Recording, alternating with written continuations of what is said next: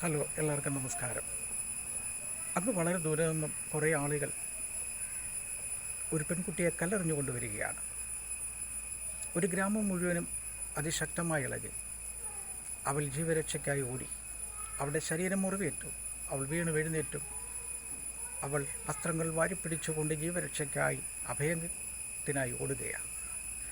അങ്ങ് ദൂരെയായിട്ടൊരാൾ ഇരിക്കുന്നു. കുറേ ആളുകൾ നിൽക്കുന്നു. ഇരിക്കുന്ന മനുഷ്യൻ്റെ മുമ്പിൽ വന്ന് കവന്ന് വീണു.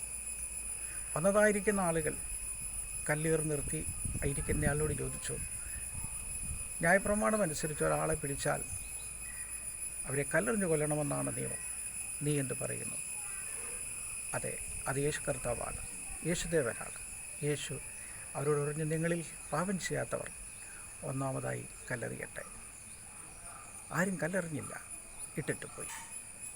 അവളോട് പറഞ്ഞു, നീ പാപം ചെയ്യാതെ ദൈവാശ്രയത്തോടുകൂടി ജീവിക്കുക, ദൈവം തന്നെ അനുഗ്രഹിക്കട്ടെ എന്ന ആശ്വാസവാക്കുകൾ കൊണ്ടവരെ അനുഗ്രഹിച്ചു. പ്രിയമുള്ളവരെ, ഇന്ന് ഒരാൾ തെറ്റ് ചെയ്തിട്ടുണ്ടെങ്കിൽ കുറ്റങ്ങൾ ആരോപിക്കുകയും അവരെ വേദനിപ്പിക്കുകയും നിരന്തരം പീഡിപ്പിക്കുകയും ചെയ്യുന്ന ഒരു കാലഘട്ടമാണ്. ഈ കാലഘട്ടം നോക്കിയാൽ ആരാണ് തെറ്റ് ചെയ്യാത്തത്? ആരാണ് കുറ്റം ഇല്ലാത്തത്? എല്ലാവരും കുറ്റവും കുറവുള്ളവരാണ്. പക്ഷേ അത് മറച്ചു വെച്ചിട്ട് മറ്റുള്ളവരെ കുറ്റം വിധിക്കുവാൻ വേണ്ടി അവർക്ക് നേരെ കൈവിരൽ ചൂണ്ടുന്ന അനുഭവമാണ്. നമ്മളിലേക്കൊന്ന് തിരിഞ്ഞു നോക്കിയാൽ നമ്മുടെയും ജീവിതത്തിൽ ഒരുപാട് തെറ്റുകളും കുറ്റങ്ങളുമുണ്ട്, കുറവുകളുണ്ട്. ഈ കുറവുകളും കുറ്റങ്ങളും തിരിച്ചറിഞ്ഞ് മറ്റുള്ളവരെ വിധിക്കാതെയും പരിഹസിക്കാതെയും വേദനിപ്പിക്കാതെയും ലഭിക്കപ്പെടുന്ന സമയം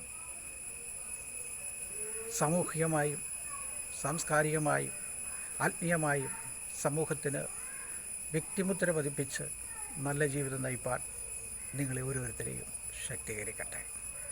എൻ്റെ പേര് Baby John, Emmanuel Prayer mission.